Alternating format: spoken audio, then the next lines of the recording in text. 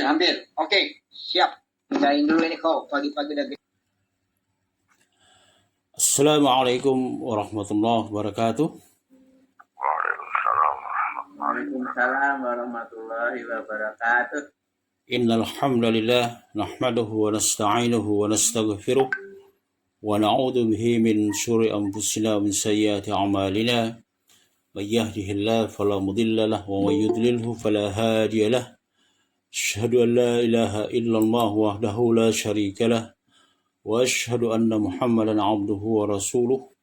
بلغ الرسالة وأدى الأمانة ونصح الأمة وكشف الغمة وجاهد في سبيله حق جهاده حتى أتاه اليقين صلى اللهم عليه وعلى آله وأصحابه وأزواجه وأتباعه الذين آمنوا ولم يلبسوا إيمانهم بظلم أولئك لهم الأمن وهم مهتدون أما بعد إخوة dan akhwat kaum muslimin dan muslimat di mana saja antum berada, alhamdulillah kita bisa muwajah kembali lewat udara untuk melanjutkan kajian rutin Sabtu 5.30 waktu Indonesia bagian Barat.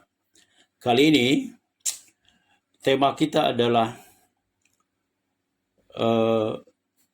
rahasia dan keagungan tasbih. Ya, rahasia dan keagungan tasbih. Ya, itu tema kita kali ini. Kita akan sedikit menguak tasbih itu hakikatnya apa. Kemudian di mana posisi Rasulullah Muhammad SAW dalam tanfid pelaksanaan tasbih itu sendiri.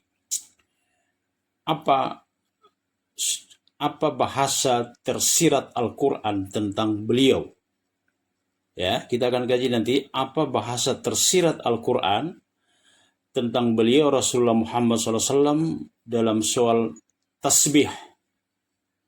Ya, kita akan mulai berangkat dalam kajian ini dengan membuka surah ke-17, surah Al-Isra. Ya, surah Al-Isra ayat 1. Silakan semuanya buka. Surah Al-Isra ayat 1.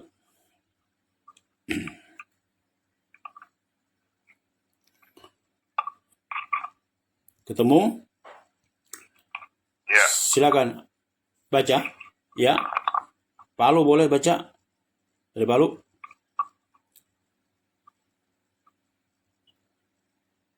Dibaca? Palu?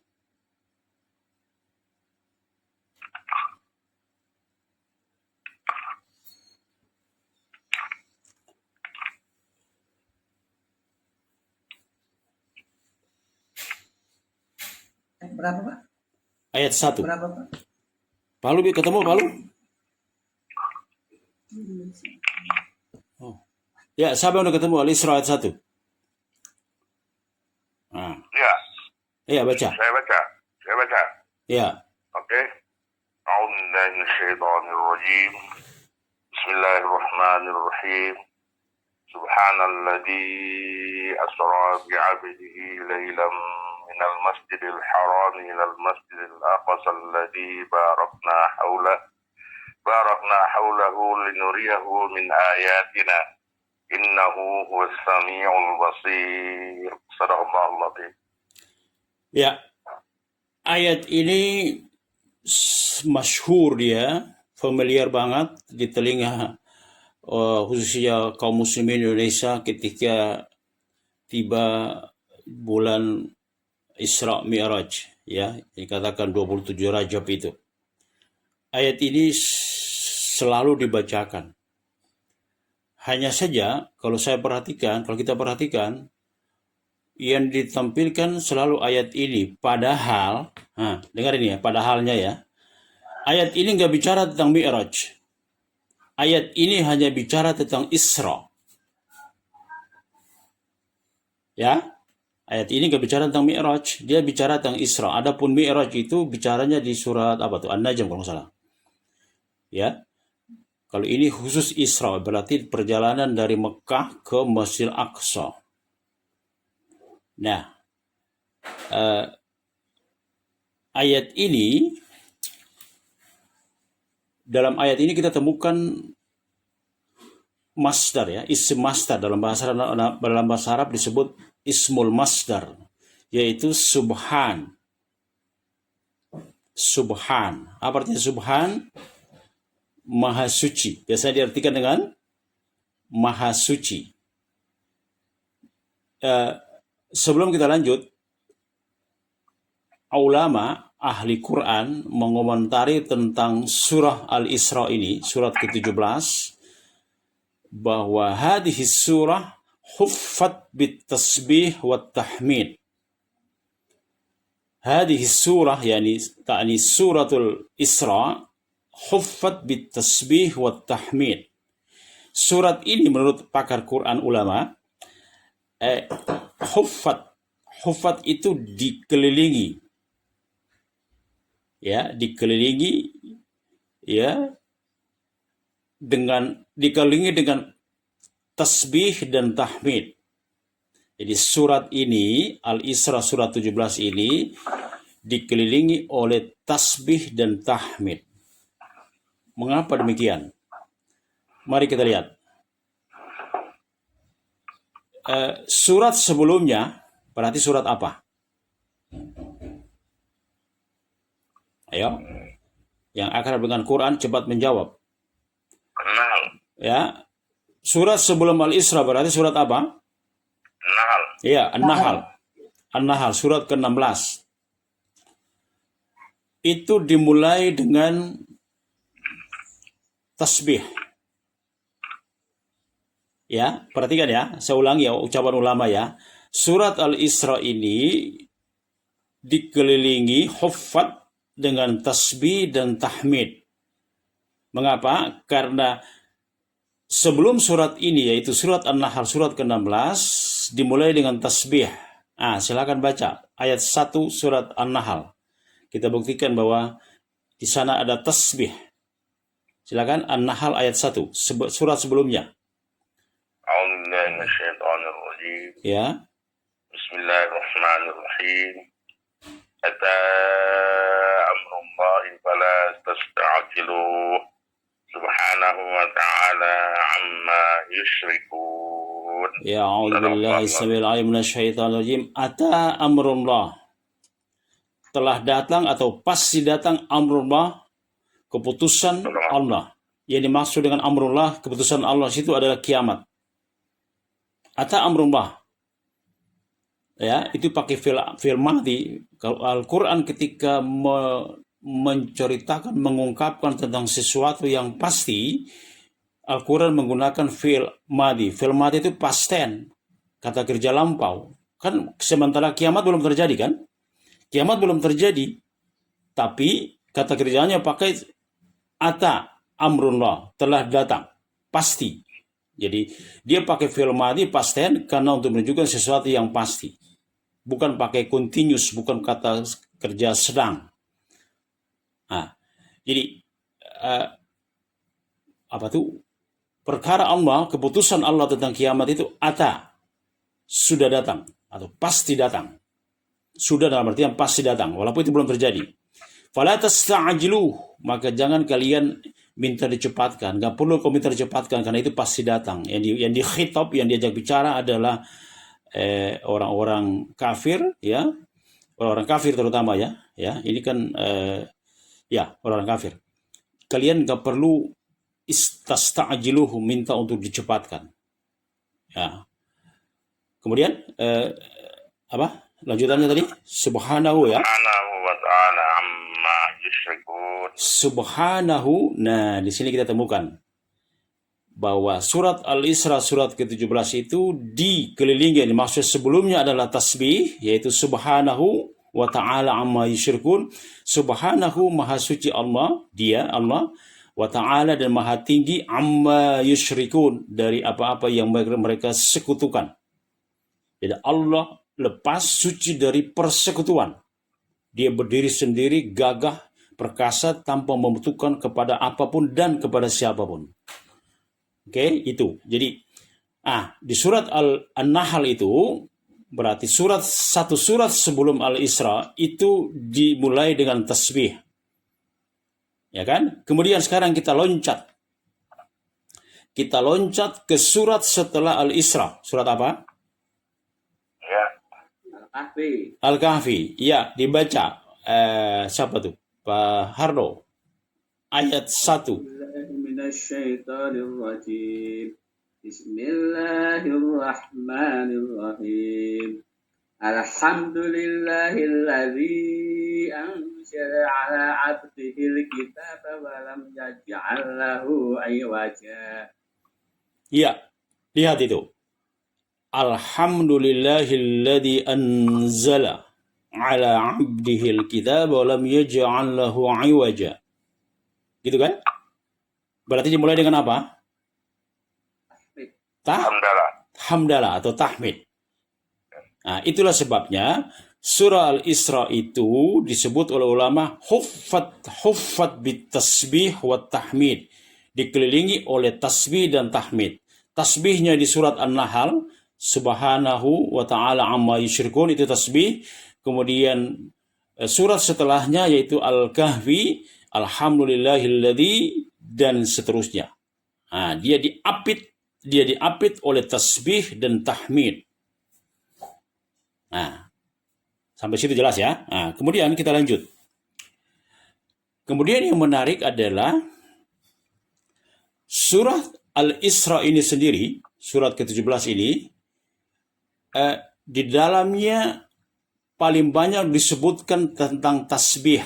Tidak ada surat yang lain selain surat Al-Isra ini yang menyebutkan tasbih sebanyak yang disebutkan dalam surah Al-Isra, surat 17. Paham dong? Ya. Jadi dalam surah Al-Isra ini tasbih diulang 5 kali. Ya.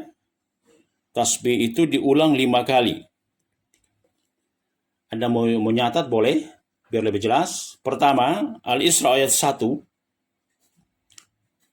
Ya, jadi surat Al-Isra ini disebut surat tasbih ya, gitu ya. Karena ada 5 kali tasbih disebut, yaitu 1 Al-Isra ayat 1, berikutnya Al-Isra ayat 43. Nyatat? Nyatat ya. Al-Isra ayat 43, kemudian berikutnya Al-Isra ayat 44. Itu bicara semua tentang tasbih. 44, kemudian berikutnya ayat 93, kemudian terakhir Al-Isra ayat 108.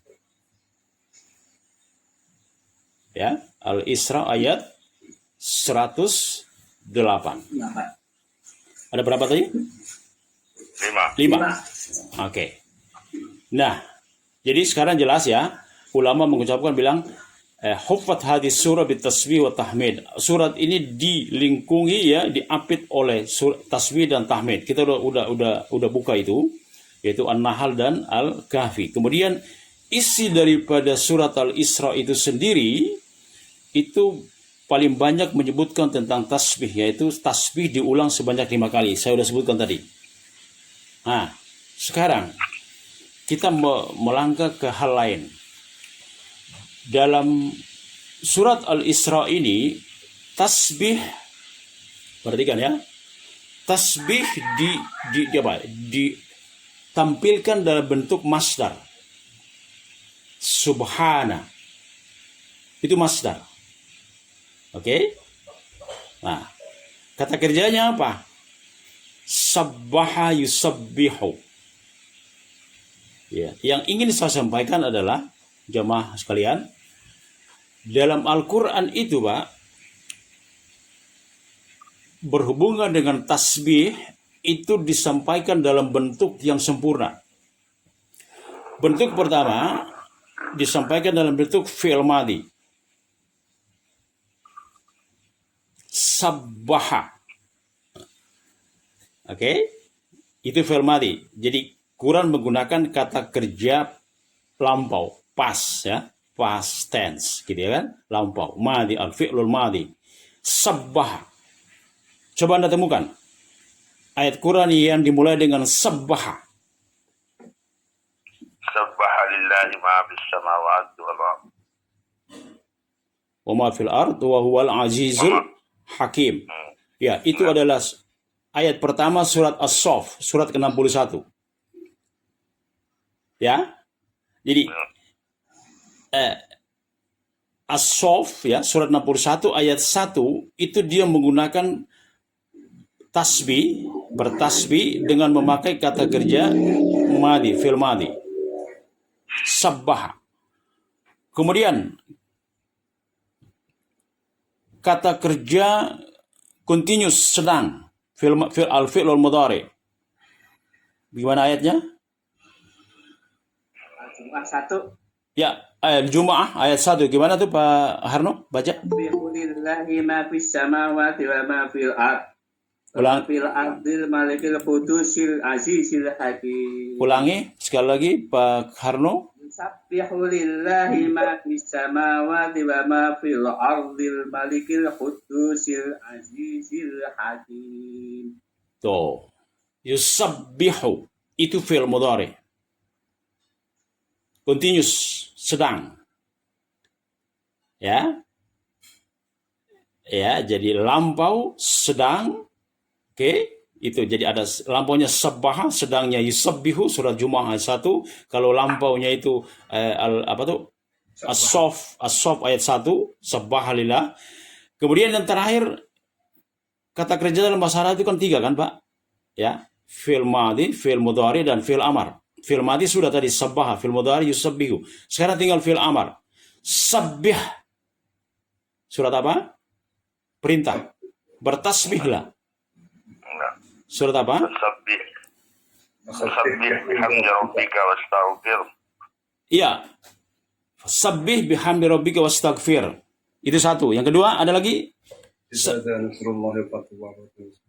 Ya, itu masih fasabbih kan. Idza jaa nasrullahi wal fath wa ra'aitan nasa yadkhuluna fi dinillahi afwaja fasabbih. Nah, itu fil amar. Sabbih. Ada sabbih yang kedua apa? Fasabbih bihamdi rabbika wa kum minasyajidin. Iya. Ada lagi? Kata kerja dia, kata amar ya, perintah. Fil amar. Iya.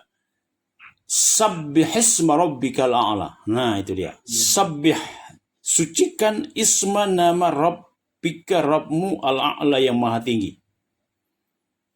Oke? Jadi berarti kita sudah tampilkan bagaimana tasbih itu dipersembahkan, dikumandangkan dengan memakai kata kerja lampau, kata kerja sedang, continuous, mudhari, kemudian kata kerja perintah, fi'il amar. Nah, sekarang di surat Al-Isra itu dia tidak pakai madhi, tidak pakai mudhari, juga tidak pakai amar, tapi dia pakai masdar. Kita akan lihat apa perbedaannya. Oke? Ya, dia pakai masdar. Nah, kalau fi'il madhi, fi'il mudhari, fi'il amar itu dia berhubungan, perhatikan ini ya, ini intinya. Jika madhi, mudhari dan amar itu berhubungan dengan pelaku dan zaman, ya, muqayyad bil fa'il wa zaman, diikat dengan waktu dan zaman. Contoh, sabbaha lillahi ma fis samawat, sabbaha lillah, bertasbih kepada Allah ma. Nah, berarti pelakunya adalah ma, semua yang ada di langit dan bumi itu pelakunya ma. Jadi berarti fi'il madhi itu dia terikat dengan pelaku. Siapa yang melakukan dalam hari tasbih? Ma fis samawat, semua di langit dan di bumi itu pelakunya. Oke? Nah, kemudian fi'il mudhari, surat Jumaah tadi Pak Harno, yusabbihu gimana? Yusabbihu lillahi ma fis samawati wal ardh. Sama kan? Bertasbih kepadanya ma. apa-apa yang di langit dan di bumi. Berarti semua yang di langit dan di bumi itu adalah pelaku daripada tasbih. Oke, kemudian kalau tadi sabbaha pada waktu lampau, ya kan? Kemudian yusabbihu pada waktu sekarang, kemudian sabbihisma rabbikal a'la itu pada future, akan datang, 3 waktu. Jadi sekali lagi saya ulang, madhi mudhari dan amar itu terikat dengan pelaku dan waktu. Ya kan? Jadi Allah itu ditasbih, ya kan? Dipuji, dikuduskan, disucikan dulu pelakunya adalah sebuah langit dan bumi, sekarang, kemudian akan datang kita dan makhluk yang lain. Sucikanlah Allah. Kan begitu maknanya. Jadi dulu, sekarang, dan akan datang. Sementara masdar subhanalladzi, itu ya, subhan itu masdar, dalam bahasa Inggris disebut jeren. Ya. Kalau dalam bahasa Inggris namanya jeren itu ya. Jadi subhanalladzi asra bi 'abdihi, maha suci yang, ya, maha suci zat yang asra menjalankan abdahu hambanya laylan pada waktu malam, minal masjidil haram dari masjid haram ilal masjidil aqsa ke masjid aqsa alladzi yang barakna haulahu kami berkahi sekitarnya, linuriyahu untuk kami perlihatkan kepada hambanya itu Muhammad, linuriyahu min ayatina dari tanda-tanda kekuasaan kami, innahu huwas sami'ul basir, sesungguhnya dia Allah itu adalah as-sami'ul basir. Kan begitu maknanya kan?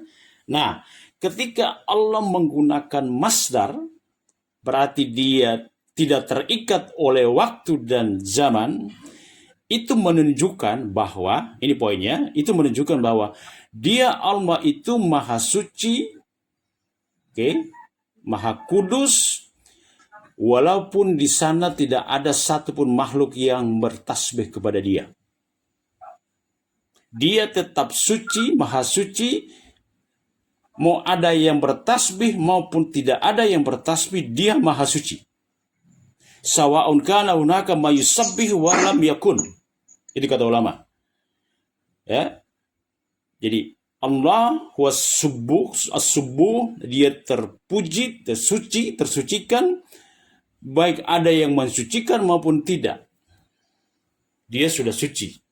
Suci itu disebut dengan tasbih. Ya. Sampai sini ada pertanyaan sebelum saya lanjut? Ada pertanyaan sampai sini?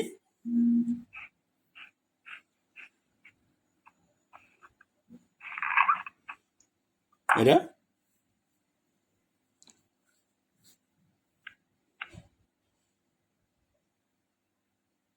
Belum ada, masih penjelasannya cukup jelas. Ya, karena penjelasannya jelas, jadi belum ada pertanyaan. Oke, saya lanjut ke poin berikutnya tentang tasbih ini. Jadi gini, tadi kita udah terangkan fi'il madhi, mudhari dan amar, kemudian masdar. Apa perbedaannya antara masdar dan fi'il yang lain?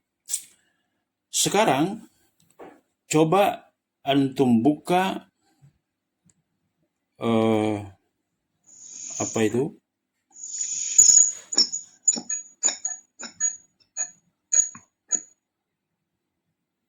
penutup surah An-Nahl. Ya. Ayat 128. Iya. Ada? Ada. Penutup surat An-Nahl. Ingat ya, kita ini sedang membahas ayat yang berhubungan dengan tasbih. Kemudian kita sedang mencermati hubungan antara satu ayat dengan ayat lain, begitu juga hubungan antara satu surah dengan surah yang lain dalam persoalan tasbih. Itu yang sedang kita bahas. Nah, sekarang kita lihat penutup surat An-Nahl ayat 128 itu. Surat An-Nahl ayat 128. Coba dibaca. A'udzu billahi minasyaitonir rajim. Innallaha ma'al ladzina Ulangi. Inna Allah ma'al ladzina taqaw wal ladzina hum muhsinun. Iya. Allah. Innallaha, penegasan. Perhatikan, ini penegasan, taukid. Penegasan dari Allah bahwa dia Allah ma'alladzina taqaw, bersama. Ada ma'iyah. Nah, kita akan bahas tentang ma'iyah, kebersamaan. Ya, kita akan sedang menuju kepada penjelasan tentang kebersamaan bersama Allah. Oke? Nah, innallaha ma'al ladzina, sesungguhnya Allah ma'al ladzina, bersama, ma'a itu bersama. Alladzina amanu, gitu ya. Alladzina taqau, bersama orang-orang yang ittaqau, bersama, ya udah. Sesungguhnya Allah itu bersama orang-orang yang bertakwa dan orang-orang yang mereka itu muhsinun, apa tuh? Berbuat kebajikan. Perhatikan, muhsinun itu tingkat tertinggi. Jadi ada muslim, ada mukmin, ada muhsin. Seperti yang tergambar dalam dialog antara Jibril alaihissalam dengan Rasulullah Muhammad SAW, di mana tingkatan-tingkatan ketakwaan itu dibagi menjadi 3, yaitu muslim, mukmin, muhsin. Kalau kata bendanya Islam, iman, dan ihsan. Ya, itu tingkatannya, Islam, iman, dan ihsan. Nah, ayat ini mengatakan bahwa sesungguhnya Allah bersama orang-orang yang bertakwa dan mereka yang muhsin. Ini tingkat tertinggi. Nah, perhatikan, kita mulai masuk ke intinya. Perhatikan ayat ini. Sesungguhnya Allah bersama orang-orang mereka yang bertakwa dan mereka yang muhsinun. Ya kan? Nah, ini adalah penutup surat An-Nahl, satu surat sebelum Al-Isra. Ayat ini memberi isyarat, perhatikan, isyarat halus yang tidak semua orang bisa menangkap. Apa isyarat halus? Makanya ulama terkenal itu, Al-Qushairi itu menulis kitab tafsir namanya Lataiful Isyarat. Saya ulang ya. Ulama besar namanya Imam Al-Qushairi itu menulis kitab tafsir, beliau namakan Lataiful Isyarat. Itu artinya lataif itu halus, isyarat itu isyarat-isyarat, berarti isyarat-isyarat halus. Al-Quran itu dia memuat bahasa yang gamblang, yang jelas, terjemahnya jelas, ya. Kemudian tapi jadi makna lahir, tapi Al-Quran juga syarat dengan makna-makna batin. Nah, makna-makna batin itulah yang dibahasakan oleh Al-Qushairi sebagai lataiful isyarat, isyarat-isyarat halus. Nah, ayat ini, ayat 128 surat An-Nahl penutupnya ini, mengatakan bahwa sesungguhnya Allah bersama orang-orang yang bertakwa dan orang-orang yang muhsinun.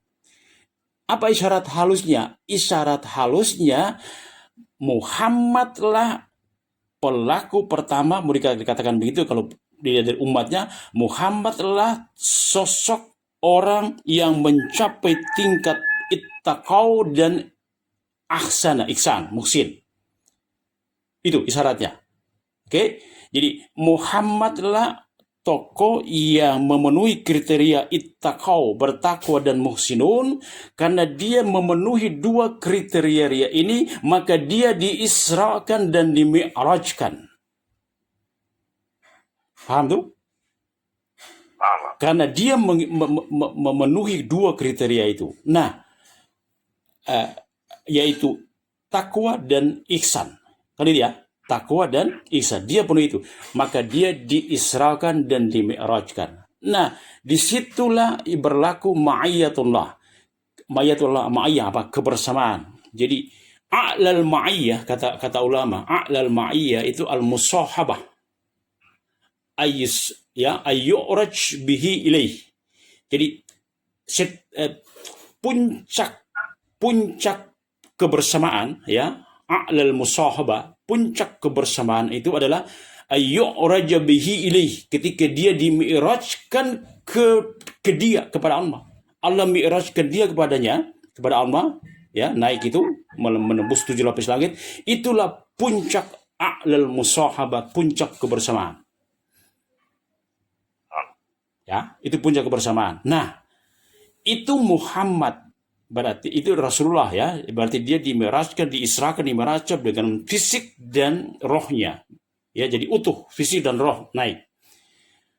Nah, yang dalam Mi'raj itu dia bertemu dengan Allah secara langsung walaupun tidak melihat, tapi beraudiens, berbicara, berdialog secara langsung kepada Allah. Disitulah diterima perintah 5 kali sholat dalam sehari semalam. Oke, mari kita lebih mendalam. Nah, ayat ini juga memberi isyarat apa?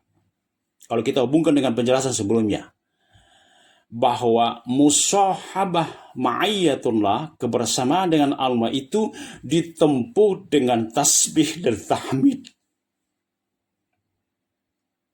Itu intinya. Ini yang disebut dengan isyarat latifah, isyarat-isyarat halus. Saya ulangi, ya.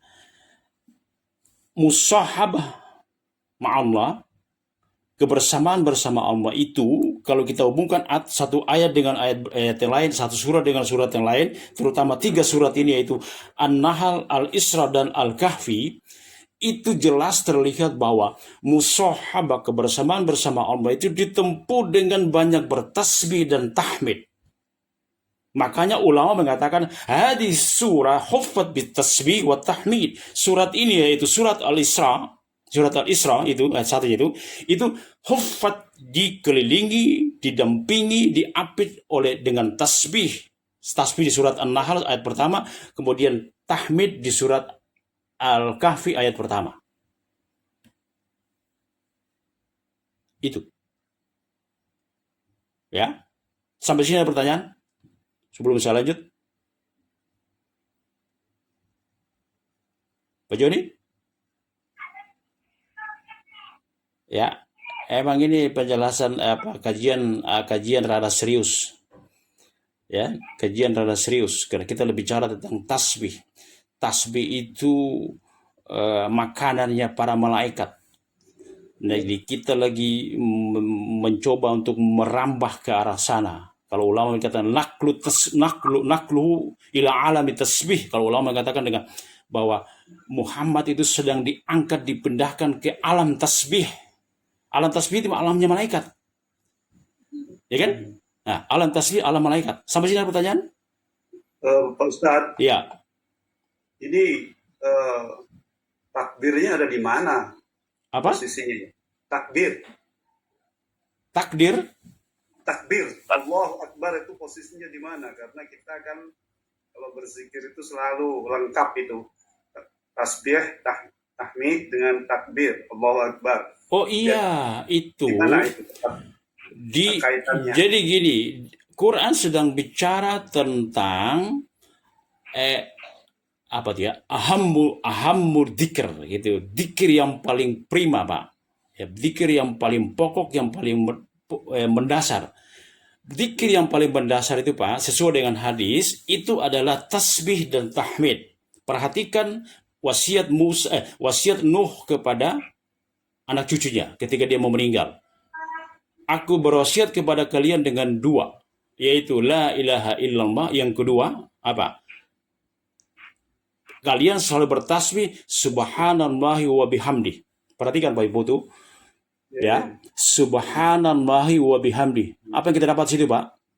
Ya, ada tasbih ya. Tasbih dan tahmid. Ya, bukan pada takbir itu tidak ada. Takbir dia untuk lebih melengkapi tasbih dan tahmid. Tapi yang paling pokok itu adalah apa? Tasbih, tahmid. Jadi siapa itu? Nuh berwasiat kepada keturunan jika usikum bilisnain. Aku berwasiat kepada kalian dengan 2 hal, yaitu la ilaha illallah dan dan tasbih subhanallah wa bihamdi subhanallahil azim. Nah, perhatikan. Subhanallah wa bihamdi subhanallah wa bihamdi itu aja ya. Subhanallah wa bihamdi. Tasbih dan tahmid. Itu adalah tasbihu kulli makhluk. Dia adalah tasbihnya semua makhluk. Apa itu? Tak terkecuali secara umum. Jadi malaikat pun bertasbih dengan subhanallah wa bihamdi, pohon-pohon pun bertasbih dengan subhanallah wa bihamdi, bintang-bintang galaksi yang jumlahnya hanya Allah yang tahu itu ya Pak. Semua yang namanya makhluk itu bertasbih dengan subhanallah wa bihamdi. Jadi kita sedang bicara tentang pengagungan yang pokok. Pengagungan yang pokok itu adalah tasbih dan tahmid. Dengan bukti-bukti ini. Nanti kan ada juga ayat yang wa kabbirhu takbira. Kan ada nanti kan Pak? Dan takbirhu, kabbir itu kan berarti Allahu Akbar, dan besarkan dia dengan takbira, dengan kebesaran yang puncak. Gitu. Ya Pak ya. Jadi kita sedang bicara tentang posisi tasbih dan tahmid. Ya. Jelas, Pak. Oke, jelas ya. Silakan ada pertanyaan. Silakan, ada?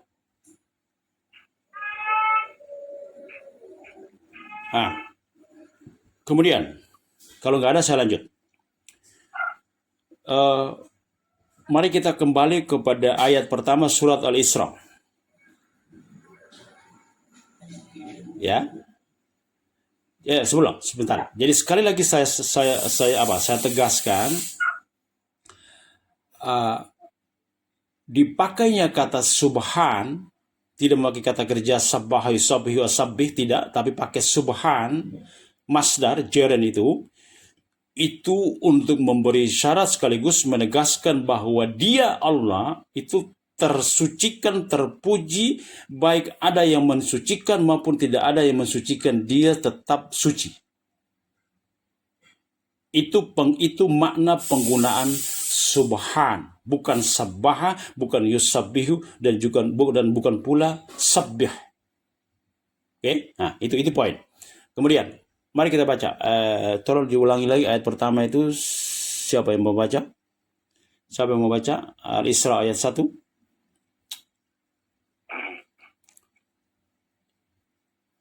Al-Isra 1. Siapa mau baca? Come on. Banyak orang, ayo. Ya.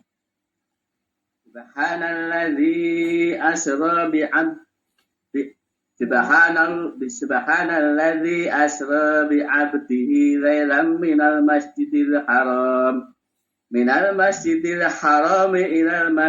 aqsal ladzi barakna haulahu linuriyahu min ayatina innahu huwasyami'ul basir. Gimana? Semuanya tahu maknanya? Semuanya tahu? Maha suci Allah yang telah memperjalankan hambanya dalam kurung Nabi Muhammad pada malam hari dari Masjidil Haram ke Masjidil Aqsa yang telah kami berkahi sekelilingnya, agar kami perlihatkan kepadanya sebagian tanda-tanda kebesaran kami. Sesungguhnya Dia Maha mendengar, Maha melihat. Baik. Sekarang di sana ada penggalan kalimat jadi hikmah ya, gitu ya, dari ayat ini, ayat 1 ini, hikmah di balik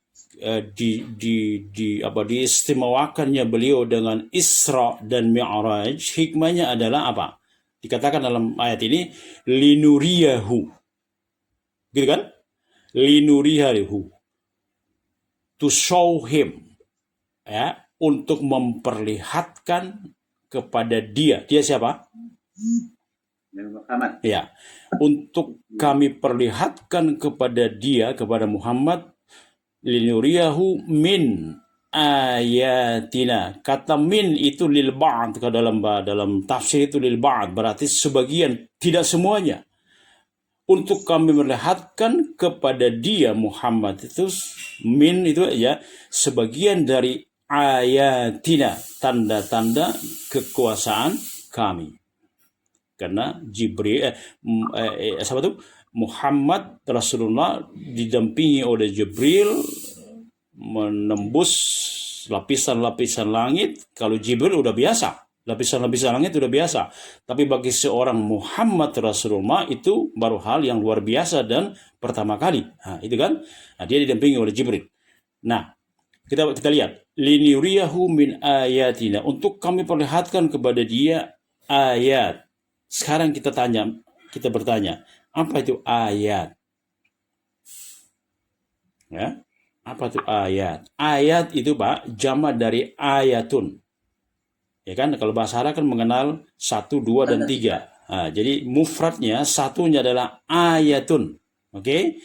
Ayatun. 2, ayatani. 3 dan seterusnya ayatun. Betul? Ya? Ayatun, ayatani, ayatun. Maka ketika ayat ini bilang linuriyahu min ayatina, itu berarti kami perlihatkan kepada Muhammad itu min ayatina, itu kan min ayati dari tanda-tanda kekuasaan kami, berarti itu mengandung pengertian bahwa tidak semua hal yang gaib itu diperlihatkan kepada Nabi Muhammad, hanya sebagian. Itu yang kita pahami dari kata min ayatina. Nah, sekarang kita lihat ayat itu Pak, itu secara garis besar ada 2. Itu sepakat para ahli. Yang namanya ayatullah, tanda-tanda kekuasaan Allah itu 2. Al-ayat al-kauniyah, yaitu tanda-tanda kekuasaan Allah berupa kauniyah, alam ini, jagat raya ini ya, matahari, bintang, planet dan seterusnya itu, yang 7 lapis langit ya, dan bahkan sampai ke atas. Itu adalah kauniyah, ya, universe ya, alam ya. Alam itu tanda-tanda kekuasaan berupa alam, al-ayat al-kauniyah. Kemudian yang kedua adalah al-ayat al-kitabiyah, yaitu ayat-ayat kekuasaan Allah berupa kitab, kitabiyah, kitab. Ya, kitab berarti sesuatu yang ditulis. Yaitu apa? Al-Qur'an. Kalau dulu ya ada kitab Jabur ya dan seterusnya, ada suhuf. Nah, sekarang puncaknya adalah Al-Qur'an. Jadi berarti intinya ayat Allah itu ada 2. Ya, kitab kauniyah, alam dan kitab. Nah, sekarang mari kita lebih menukik ya. Kita menukik, kita perdalam, kita explore ya, kedalaman makna. Kita lihat. Linuriyahu min ayatina, agar kami perlihatkan kepada dia ayat-ayat kami. Sekarang pertanyaannya begini Bang, kalau Muhammad itu, Rasulullah Muhammad itu diperlihatkan ayat-ayat Allah berupa kauniyah, betul kan? Kauniyah kan, alam kan dia naik menembus 7 lapis langit, itu kan kauniyah. Oke? Kita bisa nggak begitu? Kayak yang kauniyah. Ini Allah adil loh. Ya, perhatikan ya. Allah itu adil. Bisa nggak kita yang non Muhammad itu menempuh kauniyah? Bisa nggak? Enggak bisa, Pak. Dengan melihat Enggak bisa. Bisa apa enggak? bisa. Enggak bisa karena tidak memenuhi syarat. Tidak memenuhi Tidak memenuhi syarat itu. syarat ya. Syaratnya apa Pak? Syaratnya apa Pak? Yang tadi itu bahwa beliau itu adalah makhluk yang tadi itu ayat terakhir daripada An-Nahl itu, Betul. bahwa dia itu Memenuhi syarat. yang paling bertakwa dan muhsin.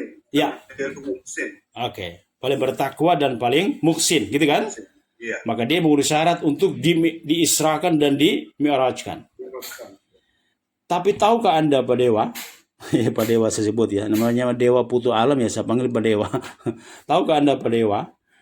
Ada cara lain untuk melanglang buana non Muhammad. Apakah dia? Ini kita Tasbih lagi tuh. tadabbur nih. Oh, tadabbur. Iya, kita kan lagi tadabbur nih. Jadi bagaimana menggali, mengeksplor kandungan ayat itu. Ya. Bisa ke kita melanglang buana walaupun tidak seperti Muhammad yang dilanglang buani dengan fisik dan rohnya, berarti utuh. Bisakah kita yang non Muhammad ini melakukan hal yang sama? Ya kembali lagi ke tasbih tahmid itu mungkin kita harus melakukan itu. Ya, oke. Iya. Itu kan nyampe kan, berarti kan Anda bisa simpulkan kan? Anda bisa simpulkan. Satu lagi yang mau saya tambahkan, Pak. Bisa jawabannya. Bukankah tadi saya sudah sampaikan ayat Allah itu ada 2? Ayo, kita hubungkan sekarang. Kaunia dan kitabiah. Kaunia dan kitabiah. Kaunia kita nggak bisa. Kitabiah kita bisa kan? Iya. Itu. Kita punya akses terhadap kitabiah. Walaupun kita dalam tanda petik tidak punya akses untuk kaunia. Kaunia. Itu pun orang-orang khusus dengan derajat khusus, dengan kesolehan dan kezuhudan khusus, dia kadang-kadang, dan bahasa saya kadang-kadang, dia bisa punya akses ke atas kaunia itu. Tapi itu orang-orang khusus. Jadi tidak mutlak juga tidak bisa sebenarnya. Kalau kita lihat dari spirit ayat-ayat itu sebenarnya tidak mutlak juga tidak bisa sebenarnya. Cuman itu katakanlah itu tidak bisa. Tapi kalaupun itu kaunia tidak bisa, kita dimampukan dengan kitabiah. Nah, itu poin kajian kita, Pak. Ini ngomong-ngomong, Pak Sugiono masih ada? Masih? Pak Sugiono? Ada. Oh iya. Ada. Iya. Soalnya nggak ada suaranya. Ya. Jadi kalau Nabi Muhammad itu menempuh kaunia, maka di depan kita terbuka lebar peluang untuk menempuh apa? Kitabiah. Karena kitabnya di depan matamu. Dzalikal kitabu. Itu loh kitab depan matamu. Sudah ada, bukan di awang-awang. Nah, jadi bagaimana mengeksplor, menembus menjelajah lapisan-lapisan langit, jelajahilah dengan Quran. Itu. Nanti jadi kalau dari semangat ayat-ayat ini, penjelajahan lewat Quran ditambah dengan 2 senjata, apa? Tasbih dan tahmid. Disambah dengan 2 senjata, dua alat, dua kendaraan itu. Katakanlah itu tasbih dan tahmid itu kendaraan kita untuk menjelajah ke atas. Jadi Quran kemudian ditambah dengan tasbih dan tahmid, itulah kendaraanmu menjelajah ruang angkasa. Masya Allah. Gitu Pak kajian kita, Pak. Pak Ustadz. Iya. Iya, silakan Pak. Pak Ustadz. Iya. Kalau seperti kita yang artinya kagum melihat misalnya pegunungan, laut, punya alam semesta ini, kita bertasbih juga. Iya. Tapi juga itu apakah termasuk juga ayat kauniyah? Ulangi pertanyaannya. Nah, kalau misalnya kita takjub, kagum ciptaan Allah terhadap yang kita lihat, misalnya pegunungan, laut, alam yang indah, apakah itu juga adalah ayat-ayat kauniyah? Jadi gini. Bisa jadi. Jadi gini Pak, ini pertanyaan luar biasa Pak. Karena pertanyaan ini akan menggiring kita kepada sebuah poin yang luar biasa. Apa itu Pak? Gini Pak, masih ingat kalimat saya tadi, Allah itu adil loh. Allah itu adil dan dia mempersilakan kepada semua hambanya tanpa terkecuali untuk menjadi mulia di hadapannya. Catat omongan saya itu Pak. Allah itu adil dan dia selalu membuka pintu lebar-lebar mempersilakan hambanya tanpa terkecuali untuk menjadi mulia di hadapannya. Sekarang, saya tidak mau mengatakan bahwa kita itu mulia daripada Nabi. Tidak. Naudzubillah, saya tidak katakan itu. Nabi itu pada puncak ya. Nabi itu kamal ya, dia mencapai puncak kesempurnaan. Yang mau saya sampaikan adalah Anda, Pak Joni Alfonso, yang tidak menyaksikan kauniyah, tapi mampu mengumandangkan tasbih dan tahmid tanpa melihat. Bukankah itu hebat? Subhanallah. Paham poin saya? Ya. Anda, Joni Alfonso, Irham Amal, Saiful Hadari, dan seterusnya, Putu, tidak menyaksikan secara kauniyah, tapi diam Anda mengumandangkan tasbih dan tahmid. Padahal Anda tidak menyaksikan. Itu yang dikagumi dan dibengongin. Malaikat itu bengong. Kenapa kok ada ya makhluk yang tidak menyaksikan seperti apa yang kami saksikan, kata malaikat. Tapi mereka bertasbih dan tasbih seperti kami. Kami bertasbih, bertahmid kepada Dia, kepada Allah, dengan tanpa terputus siang dan malam. La yafturun, tidak terputus dan tidak pernah bosan. Karena kami menyaksikan. Lah ini ada makhluk tidak menyaksikan, tapi dia mengumandangkan tasbih dan tahmid. Bukankah itu hebat? Itu pertanyaannya. Paham tuh? Fahimna. Itu poinnya. Fahimna. Itulah yang tadi saya bilang. Jadi penjelajahan kita terhadap kaun melalui Quran dan tasbih dan tahmid. Jadi kita baca Quran.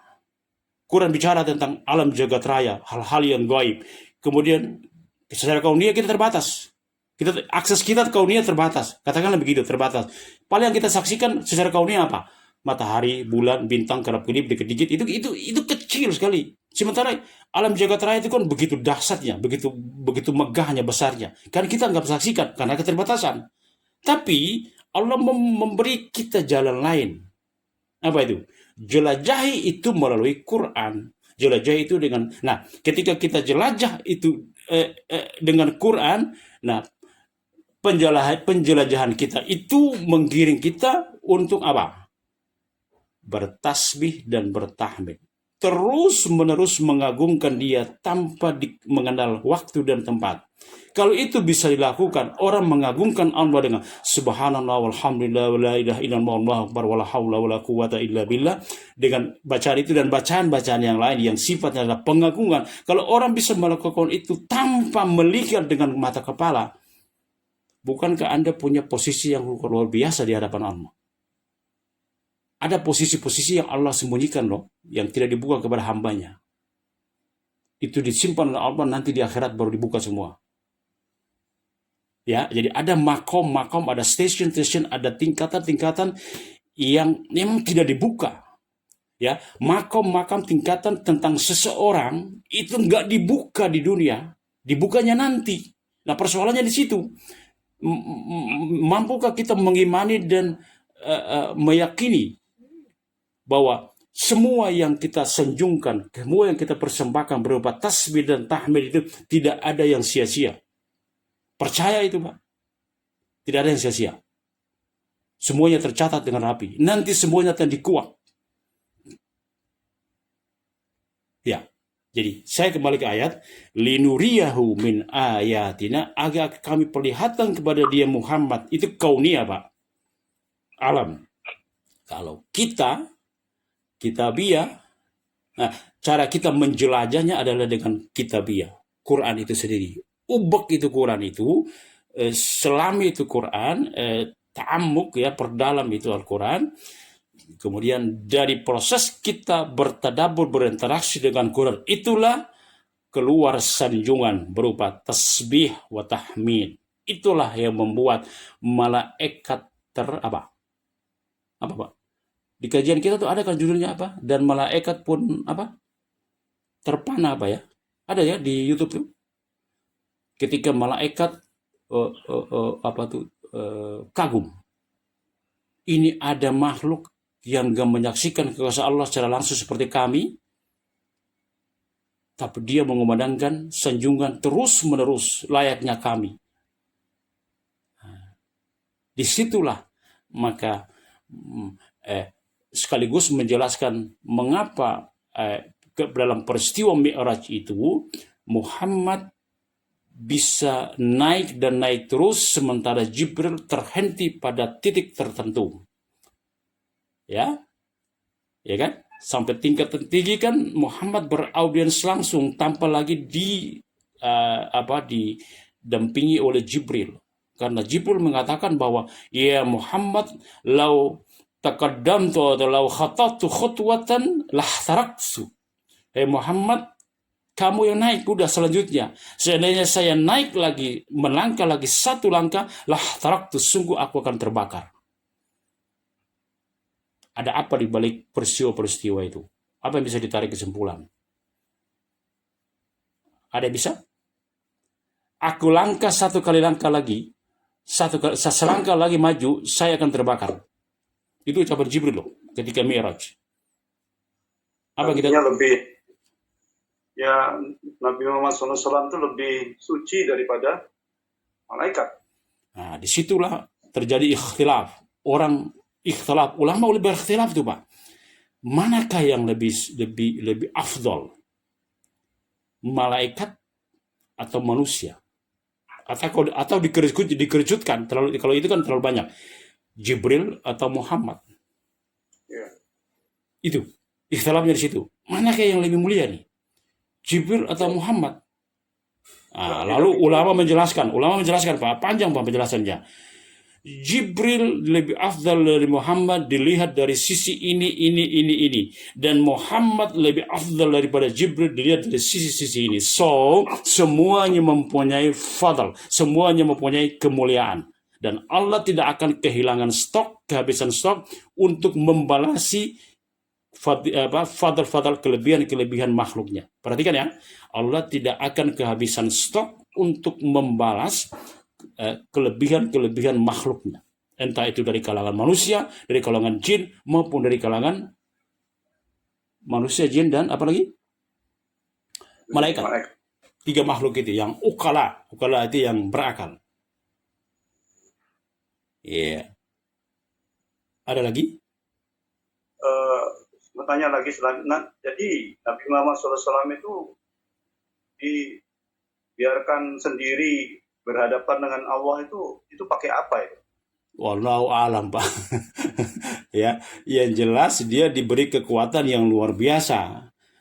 Perhatikan, malaikat itu termasuk malak Jibril itu kan dari cahaya, berarti otomatis dia bergerak dengan kecepatan cahaya. Dalam ilmu fisika seperti yang Pak Putu pelajari itu kan 1 detik kecepatan cahaya itu 300.000 km per detik. Berarti kecepatan Jibril itu lebih dari itu.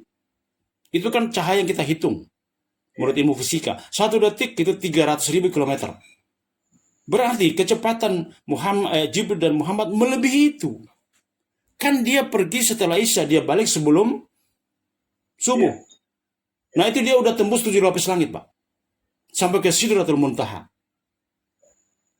Berapa tuh kekuatan kecepatan yang diperlukan? Jadi, berarti kalau udah, ini ada bahasa syarat Pak Putu, perhatikan. Kalau urusannya ke langit itu berarti ada percepatan. Ya kan? Nah, percepatan itu diperoleh dengan tasbih dan tahmid dan tadabbur dan tafakkur. Ya, saya ulangi ya. Ada percepatan karena jarak yang ditempuh itu luar biasa Pak. Menembus 7 lapis langit Pak, itu enggak main-main Pak. Kita nih eksplorasi ilmiah para saintis ya, itu dikatakan langit lapisan pertama saja belum habis, belum selesai. Lah Muhammad menembus 7 lapis langit Pak. Ya kan? Isyarat latifah, isyarat halusnya adalah jarak itu bisa ditempuh dengan apa? Ketakwaan, takwa, ihsan, tasbih, tahmid, tadabbur Al-Quran. Itu jarak-jarak itu bisa ditempuh. Gitu kan? Jadi kalau apa tuh?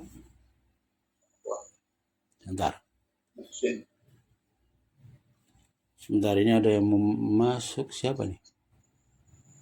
Oh, ya. Bisa. Ya, jadi Berarti Pak, kesimpulan besar kita pada pagi hari ini adalah apa Pak? Adakah yang bisa menyimpulkan? Palu masih aktif? Palu? Halo? Ya, Oh ya masih ya? masih. Masih ya. Masih. Adakah yang bisa menyimpulkan lebih dalam dari uraian-uraian kita di kajian kita pagi ini? Ya, bisa. Dari Palu bisa. Ya, coba dari Palu. Enggak, insya Allah. Kesimpulan menurut hemat saya, apa yang setelah saya dengar ini, jadi setiap makhluk, semua makhluk itu punya peluang yang terbuka lebar untuk menjadi mulia di hadapan Allah lewat kendaraan tasbih dan tahmid. Karena dengan kendaraan itulah Kendaraan sama apa? dengan yang lain tadabbur Al-Quran. Hmm. Jadi begini, kesimpulan saya begini, jadi semua makhluk itu punya peluang yang terbuka lebar itu diberikan oleh Allah untuk menjadi mulia di hadapannya, bahkan sampai diberikan peluang untuk menjelajah, menembus 700 langit dan seterusnya, itu lewat kendaraan tasbih dan tahmid, tadabbur Al-Quran dan seterusnya. Ya. Jadi setiap orang siapapun punya peluang, tentunya dengan izin Allah. Ya. Begitu. Oke. Itu kesimpulan dari seberang sana, ribuan kilometer dari Depok sini. Bagaimana dengan kesimpulan dari 200 meter dari tempat saya? Ya Pak Ustaz, saya begini, kita itu jelas bisa diberikan kesempatan untuk mi'raj gitu. Iya, betul. Kita diberi kesempatan untuk mi'raj dengan melakukan yang tadi itu, bahwa pada ayat An-Nahl terakhir itu yaitu harus kita bertakwa, harus kita menjadi orang yang muhsin, kemudian tasbih, tahmid dan mentadabbur kitabullah gitu. Iya. Ya, bagus. Jadi berarti PR kita selanjutnya adalah, ini PR kita nih, masing-masing kita nih ya, mempelajari, memperdalam makna takwa, makna ihsan, dan makna tasbih dan tahmid. Itu PR kita. Ya, mempelajari, memperdalam makna takwa, makna ihsan, makna tasbih, makna tahmid, makna tadabbur. Bahwa kita punya akses untuk ke sana bukan dengan kauniyah, tapi dengan kitabiah dan tasbih dan tahmid. Bukankah dengan tasbih tahmid itu adalah kerjaan ya, sesuatu yang didawamkan ya oleh para malaikat, dan mereka dikatakan oleh Quran la yafturun wa la yasamun wa la yafturun. Mereka tidak pernah boring, bosan, dan wala yafturun, dan tidak pernah terputus. Yusabbihuna al-laila wan nahar. Mereka bertasbih, perhatikan Pak, bertasbih sepanjang malam dan sepanjang siang. Nah, gitu. Dan mereka itu punya sayap. Ingat, kalau bicara mereka berarti mereka punya sayap. Perhatikan nih bahasa-bahasa isyarat nih ya. Malaikat itu bersayap. Dengan sayap itu mereka terbang. Nah, kerjaan mereka tasbih dan tahmid. Kalau Anda ingin punya sayap, maka lakukanlah hal yang sama. Ya, jangan tanya saya sayapnya berupa fisik kayak apa. Jangan, itu ilmu gaib, itu urusan Allah. Urusanmu dengan Allah langsung. Nggak ada intervensi siapapun. Gitu ya? Gitu. Jadi saya dari Palu ada satu pertanyaan, bisa? Iya, boleh. Ya, begini pertanyaan. Ketika siapapun yang bersalawat kepada Rasulullah, yang sederhana misalnya Allahumma salli ala Muhammad, Allahumma salli ala Sayyidina Habibina Muhammad. Ketika sampai di ujung itu, bisakah ditambahkan dengan tasbih tidak berbilang? Itu pertanyaan pertama. Pertanyaan kedua, Sebentar, apakah salawat pertama dulu kita jawab. Bisakah salawat ditambah dengan? tasbih tidak berbilang? Ya, kenapa tidak? Kenapa tidak? Ya, salah jawab ya. Kenapa tidak? Jadi tasbih tidak berbilang itu ya jamaah ya. Itu subhanallah adada khalqihi, subhanallah ridha nafsihi, subhanallah zinata arsyihi, subhanallah midada kalimati. Ada 4 itu. Ada 4 tasbih yang diajarkan oleh Rasulullah kepada salah seorang istri yaitu Juwairiyah. Yang kata Nabi, kalau kamu baca 4 tasbih itu 3 kali saja, maka itu mengungguli, melebihi tasbih kamu yang kamu baca tadi mulai dari subuh sampai matahari tinggi ini. Ini matahari udah tinggi nih. Kamu tadi saya lihat bertasbih ya mulai dari subuh sampai dengan matahari setinggi ini. Kalau kamu baca 4 kalimat itu 3 kali, itu lebih banyak, lebih berat yang ini daripada apa yang kamu baca. Itu berarti Nabi sedang mengajarkan kita tentang kepadatan, ya, tentang konten, tentang apa tuh kualitas ya, tentang kualitas. Ya, Nabi bicara tentang kualitas. Maka diajarkan kepada salah seorang istrinya, subhanallahi adada khalqihi, subhanallahi ridha nafsihi, subhanallahi zinata arsyihi, subhanallahi midada kalimati. Jadi intinya tasbih, tahmid, kemudian diiringkan dengan salawat, kemudian diiringkan dengan istighfar. Hanya Allah yang tahu. Ya, saya ulang ya. Tasbih, tahmid, dan sanjungan-sanjungan yang lain, kemudian diiringi dengan tasbih, dengan salawat, kemudian diperbanyak lagi dengan istighfar. Saya nggak tahu itu kayak apa. Hanya Allah yang tahu. Malaikat aja angkat tangan tuh kalau udah begitu. Tentang pahalanya. Nah, gitu. Oke, itu pertanyaan pertama. Yang kedua, lanjut.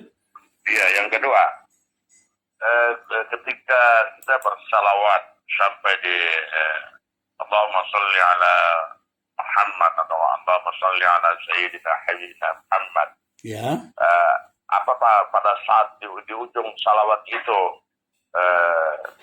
yang di atas sana para malaikat juga membalas dengan Allahumma salli wa sallim wa barik alaih, atau bagaimana? Oh, enggak. Kalau dalam konteks bersalawat kita kepada Nabi itu tidak ada kita hiwar. Hiwar itu dialog dengan balas-balasan dengan malaikat, tidak. Yang ada adalah dalam hadis ketika kita bersalawat kepada Nabi itu Allah bangunkan saya itu kan, kemudian menyampaikan salawat umatku, kemudian aku jawab. Itu dalam hadis. Jadi salawat itu disampaikan kepada beliau. Semua umat yang bersalawat disampaikan kepada beliau, bukan kepada malaikat. Ya, jadi nggak ada pun. Sebentar. Ada pun malaikat, mereka juga bersalawat kepada dia dengan cara mereka. Oh ya. Oke. Malaikat pun bersalawat, kan itu jelas ayatnya, innallaha wa malaikatahu yusholluna 'alan nabi, itu jelas. Jadi mereka juga bersalawat dengan bahasa, dengan cara mereka. Kita bersalawat, mereka juga bersalawat. Nah, itu menunjukkan betapa mulianya Muhammad. Tapi ingat ya, salawat dalam konteks salawat adalah doa. Ya, salawat itu doa. Jadi kita bersalawat berarti kita mendoakan Nabi agar Nabi diberi sholat. Sholat itu biasanya diterjemahkan dengan kesejahteraan dan keberkahan dan keselamatan. Ya, lanjut. Ya. Udah. Ya, jadi maksud saya itu apakah ketika Allahumma shalli wa sallim wa barik alaih tidak bisa kita bergabung bersama para malaikat bersama-sama mengucapkan hal yang sama? Itu soal gaib. Saya tidak bisa jawab itu. Oh ya. Ya, bisa iya, bisa tidak, tapi saya tidak punya kapasitas untuk menjawab itu. Ya, kan itu persoalan gaib. Ya, itu persoalan gaib. Jadi yang jelas kita bersalawat, malaikat bersalawat. Apakah salawatnya itu bareng dan itu kita tidak tahu. Ya, oke. Bagaimana itu? Itu udah masuk ke hal-hal yang gaib. Ada lagi? Ada lagi? Pak Ahmad Nawawi? Di dalam hadis disebutkan bahwa sholat itu merupakan mi'rajnya orang mukmin. Gimana Pak Ustaz? Iya, sholat itu as-sholatu mi'rajul mu'min. Jadi sholat itu mi'raj itu kan naik, Pak. Artinya apa? Jadi jarak yang demikian panjangnya, Pak Harno, antara bumi dengan ars, kan Allah di atas ars, Pak ya. Ya. Itu yang demikian panjangnya, luasnya, itu bisa diputus, diperpendek dengan sholat. Berarti sholat itu memotong jarak. Jadi sholat itu, nah sekarang kita tanya, sholat itu isinya apa? Doa dan pujian. Ya pujian kan, tasbih, ya kan, tasbih, tahmid kan. Sholat itu isinya tasbih, tahmid, doa. Ya kan? Nah, itu yang formal. Nah, seorang hamba yang hebat adalah dia mi'raj kepada Rasulullah, kepada Nabi, kepada ke langit. Dia naik ke langit, tidak terbatas dalam 5 waktu itu, sholat, tapi dia mendawamkan tasbih dan tahmid tulal waqt, tulal hayat, sepanjang waktu dan tempat, kapanpun dan dimanapun.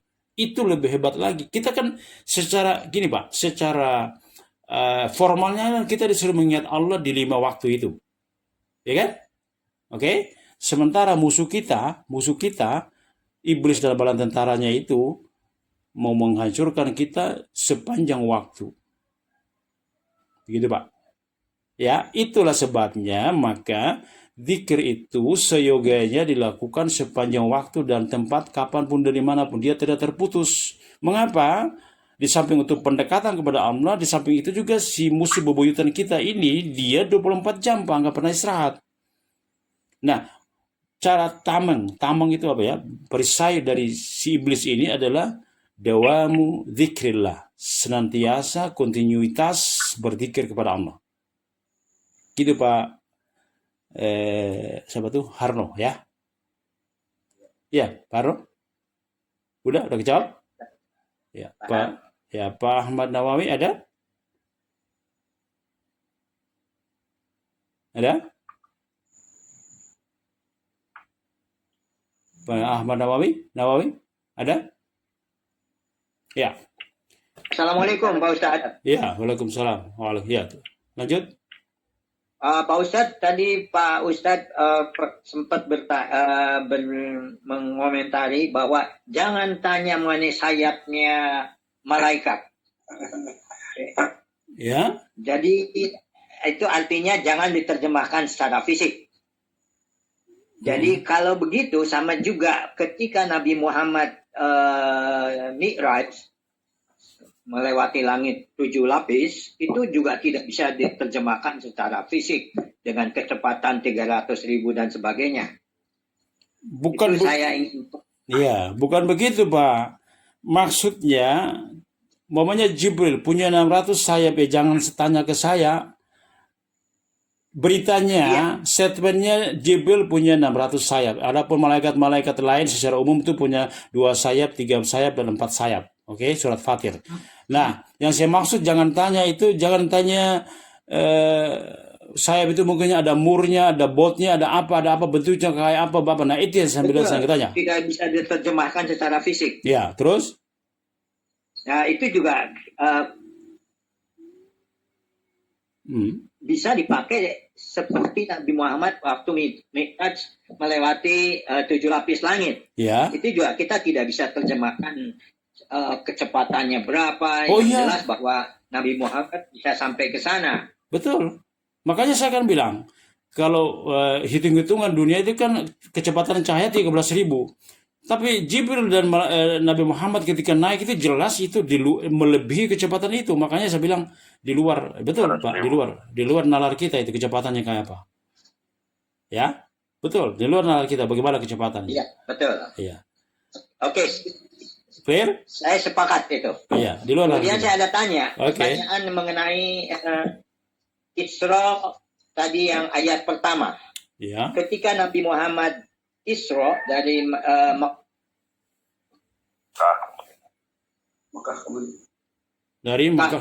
ke Madinah. Madinah. Ya. Ke Al-Aqsa, sorry. Allah memperlihatkan kepadanya beberapa Mekah ke Masjid Al-Aqsa. Ya. Kemudian Allah berkata, kami perlihatkan kepadanya beberapa tanda kami. Ya. Pertanyaan saya itu yang masih belum jelas. Beberapa tanda-tanda kami. Sebagian. Nggak jelas itu tandanya apa saja sih? Di antaranya, walaupun masih menjadi ikhtilaf perbedaan pendapat para ulama, di Masjidil Haram, di Masjidil Aqsa itu dikatakan, ini ada dua pendapat nih. Ada yang mengatakan Nabi memimpin sholat berjamaah itu di Masjidil Aqsa, memimpin para nabi dan rasul. Itu di antara Oke. tandanya. Ya. Kemudian tapi ada juga bilang, oh itu di langit. Nah, bukankah Nabi dalam perjalanan Mi'rajnya itu Allah perlihatkan berbagai macam pemandangan-pemandangan, ya. Jadi dia bisa, Sebentar. ya, Bukan Mi'raj, Isra. ya. Gini, Ya, bukan Mi'raj. Pada saat Isra, Oke. Allah memperlihatkan tanda-tanda. Oke, gini, Pak, dengarin ya. Jadi ketika Nabi selesai dengan Isra dan Mi'rajnya, kemudian dia pulang ke Makkah dan menceritakan peristiwa tersebut kepada penduduk Makkah, apa yang terjadi? Yang terjadi adalah mereka menertawakan dia. Betul. Menertawakan dia. Ya. Kemudian mereka ngetes dia. Kalau memang engkau Muhammad sudah masuk ke Masjid Aqsa, coba gambarkan kepada kami berapa tiangnya Masjid Aqsa itu.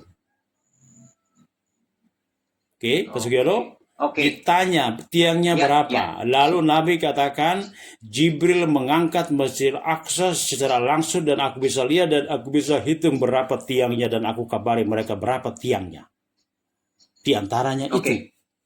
Dan masih kemudian sebelum berangkat Mi'raj itu juga dikatakan dia sebelum naik itu juga, ini masih Isra ya, dia juga dibelah dadanya oleh malaikat, ya kan begitu Pak?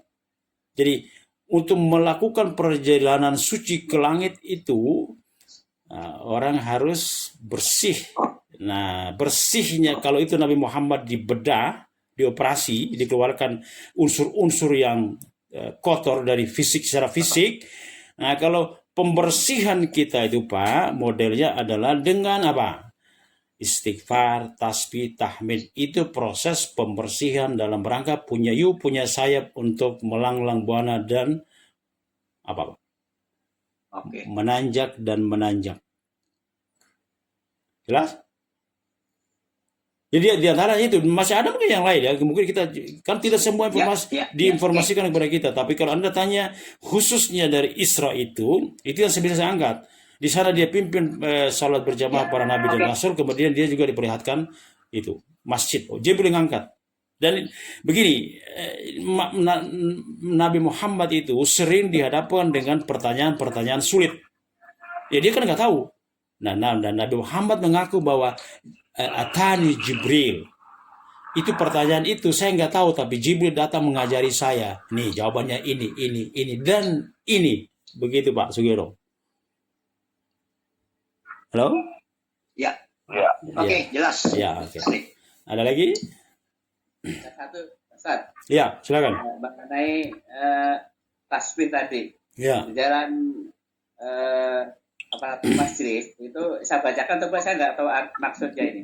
Barang siapa mengucapkan subhanallah wa bihamdihi, subhanakallahumma wa bihamdika, asyhadu an la ilaha illa anta, astaghfiruka wa atubu ilaik. Ya. Dia mengucapkannya dalam majelis zikir, maka ia seperti cap yang dicapkan kepadanya, dia seperti apa? Siapa yang mengatakan? Ulang-ulangi, dia seperti apa?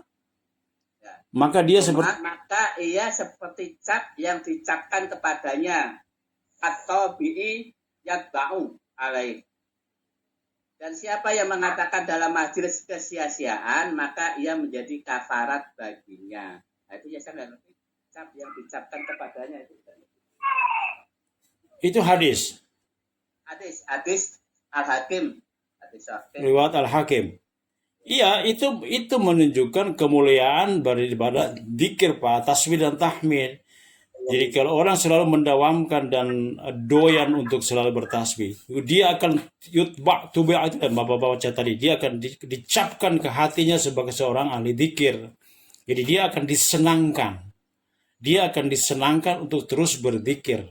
Dan dia akan dicatat karena zikir itu seperti diucapkan dikomentari oleh Imam Syekh Utsaimin, itu pekerjaan yang mudah. Ya kan? Kan nggak pakai bayar, nggak pakai biaya, Pak. Tinggal konsentrasi kemudian orang berzikir. Tapi walaupun mudah, tidak semua orang itu diberi taufik untuk mengamalkan itu. Maka bersyukurlah kalau Anda bisa berzikir terus. Disyukuri, bukan untuk dibanggakan. Ya. Ketika kita bisa menjadi bagian dari ahlu dzikir, maka semua itu disyukuri, bukan untuk dibanggakan. Ya. Pak, itu ya. Jadi itu hadis yang diriwayatkan oleh Imam Hakim itu bicara tentang kemuliaan daripada dzikir itu sendiri. Ya. Karena itu memang dzikir itu hebat sekali, Pak. Orang bisa full kontak ya dengan Allah yang gaib. Itu bukan main. Kan begini, Pak. Dengan dzikir kita selalu connect. Oke? Pengen connect dengan langit, dengan Allah. Sementara musuh kita si iblis itu, dia ingin menyimpangkan agar kita tidak boleh connect terus. Sebab kalau kita connect dengan langit terus itu, dianya merana. Dia nggak punya pengikut. Makanya orang yang dilakukan oleh iblis dalam bertentara itu kan menyimpangkan anak Adam dan keturunan agar mereka tidak terus connect. Kalau anak Adam itu putus connect dengan langit, maka di situ adalah itulah apa tuh namanya itu, lahannya iblis untuk menjerumuskan. Kan Nabi bilang kalau seorang hamba itu berzikir, berzikir ya, maka setan itu khonasa itu dia sembunyi. Kalau dia lalai, hamba dari lalai berzikir, maka setan datang. Berarti kesimpulannya, tameng atau tameng kita dari setan itu apa? Sepanjang waktu. Ma'iyatullah, Pak. Bersama Allah. Itu tameng kita. Ma'iyatullah. Selalu bersama Allah. Gitu loh. Maka tadi kita katakan, a'la ma'ayatillah, puncak daripada ma'iyatullah, kebersamaan Allah adalah dimi'rajkannya beliau kepadanya. Begitu untuk menghadapnya. Itu a'la ma'ayatillah, puncak daripada kebersamaan bersama Allah, itu al-musahabah. Gitu, Pak. Oke? Cukup ya? Cukup, iya. Benar, kita sudahi kajian kita, insya Allah dalam Sabtu depan ada tema dan kajian yang lain. Benar dari Allah, salah dari kami. Kita tutup dengan kafaratul majlis. Subhanakallahumma bihamdik, asyhadu an la ilaha illa anta, astaghfiruka wa atubu ilaik. Assalamualaikum warahmatullahi wabarakatuh. Waalaikumsalam warahmatullahi wabarakatuh.